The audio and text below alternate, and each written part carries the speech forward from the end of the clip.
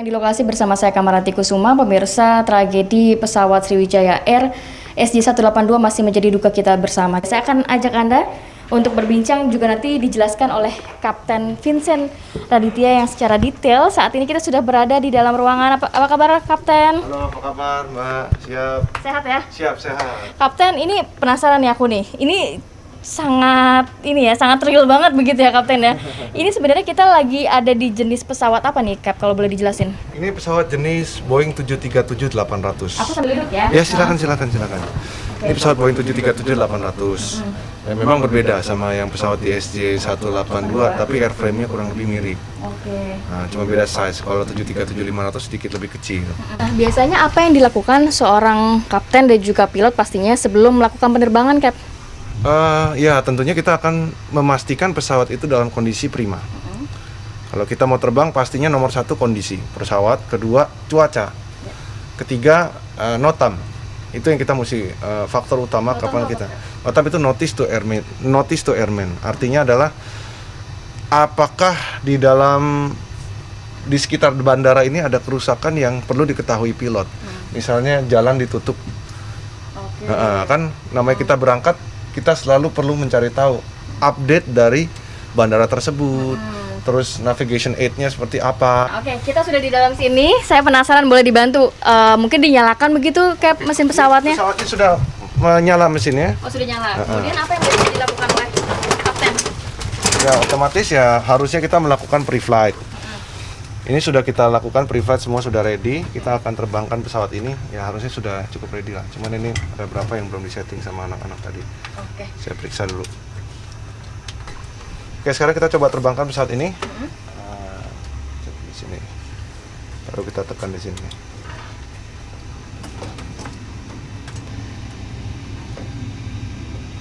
Oke, N1 toga.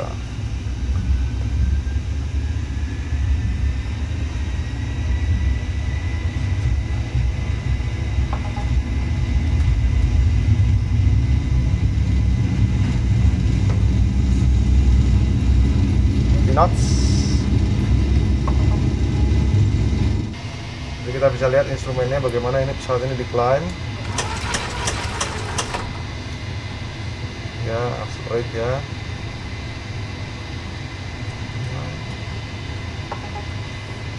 Cap, katanya fase paling krisis itu saat take off dan juga landing, Cap. Bisa dijelasin nggak kenapa itu paling krisis, Cap? Itu dinamakan critical phase karena kebanyakan kecelakaan terjadi pada saat take off dan landing.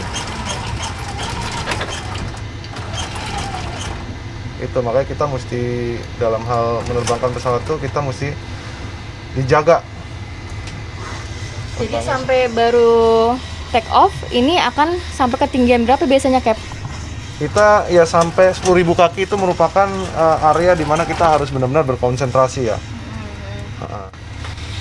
Nah, cuman ya ini persis nih, ini rute yang dijalankan sama pesawat itu persis sama. Jadi kalau setiap kali kita mau ke Pontianak, kita akan mengikuti standar instrument departure seperti ini. Cuma kita sudah menggunakan RNAV SID, jadi secara otomatis pesawat ini sudah akan mengikuti apa yang sudah kita gambar di sini. Itu apa rutenya ya? Persis sama di oke. sini. Ini. Cap, kalau melihat dari sebuah pesawat nih bisa dari 10.000 kaki tiba-tiba drastis ke 200, itu biasanya apa kemungkinan atau dugaan yang terjadi? Aduh, banyak faktornya. Kita nggak bisa ngomong ya. Itu banyak.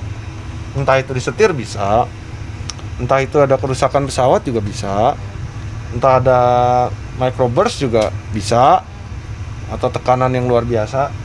Tapi di sudah 1000 feet ini kan sebenarnya sudah cukup tinggi.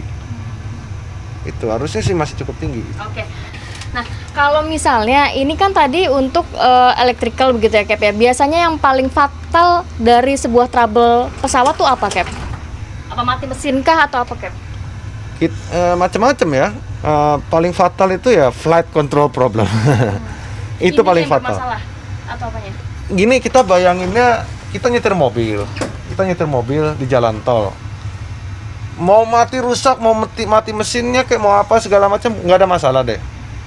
Tapi satu, kalau setirnya patah gimana? Dengan kecepatan tinggi. Nah, itu adalah yang paling fatal. itu kastanya paling tertinggi. Makanya kalau sampai ada flight control problem itu semua regulator harus tahu dan itu dipastikan sampai ke seluruh dunia. Tapi kejadian seperti itu pernah ada, Cap? Flight control sejauh ini nggak. Dulu ada itu namanya radar PCU. Dulu waktu itu Boeing 737 ada masalah sama itu. Tapi sampai sekarang mereka sudah di-replace. Harusnya nggak jadi masalah. Oke. Kalau begitu kita berbicara mengenai black box sedikit ya, Cap ya. Ada 2 CVR dan juga FDR. Yang saat ini terus dicari adalah CVR. Itu memang posisinya berbeda ya, Cap, di dalam pesawat ya? Posisi benda itu? Iya, posisinya tempatnya tetap di belakang, di buntut. Fungsinya apa sih, Cap? Fungsinya merekord. Dia itu kayak ini kan ada namanya cockpit voice recorder. Ini sistemnya yang digunakan di sini untuk merekod apa namanya? Perbincangan atau aktivitas ya? Flight data recorder begitu.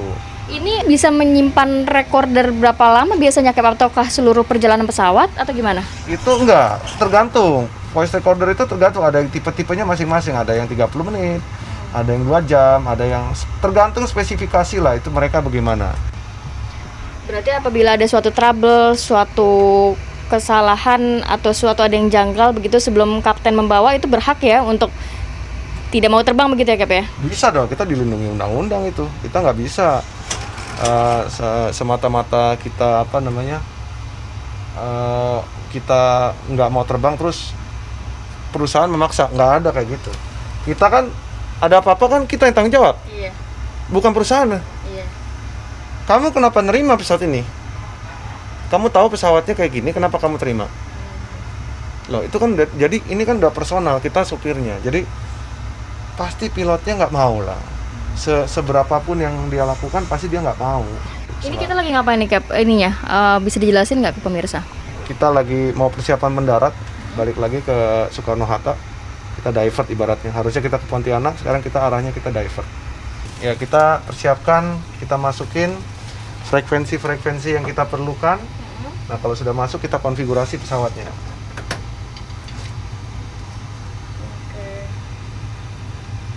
Nah, kita turun, kita mulai mengurangi kecepatan, lihat nih. Forlock. Nah, habis itu kita masukin lagi, kita harus memperlambat pesawatnya. Jadi kecepatan tetap di situ ya, Cap ya, kelihatannya ya? Kecepatan di sini. Oke. Tapi ya kita seiring dengan kita menambahnya, kita mengeluarkan sayap tambahan kita ini fungsinya untuk menurunkan kecepatan kita. Kalau enggak dia nggak bisa. Di sini kita sudah dapat clearance for landing. Nah sebentar lagi saya akan ambil alih ini penerbangan manual. Di pesawat ini memang direkomendasikan untuk diterbangkan manual. Oke. Nah ini kiri kanan. Sudah terlihat ya kalau dari gambaran ya, Cap ya, udah ada lahan-lahan hijau. Udah. Di sini saya matikan. Nah, ini sudah manual.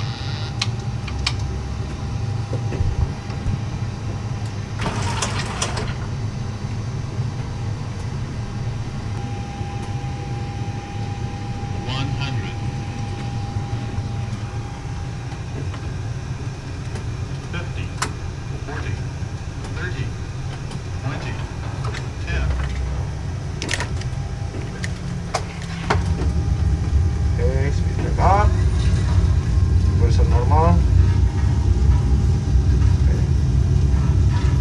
Brake-nya nyala.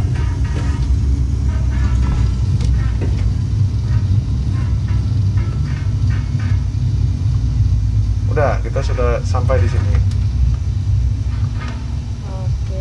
Sudah sampai di Soekarno-Hatta. Nah, kalau pilot ini kan kemarin sempat pandemi COVID-19, Cap. Ini banyak yang tidak ada penerbangan begitu. Idealnya berapa lama sekali mereka harus latihan agar memang motoriknya refleksnya cepat begitu? Pilot itu harus sesering mungkin terbang.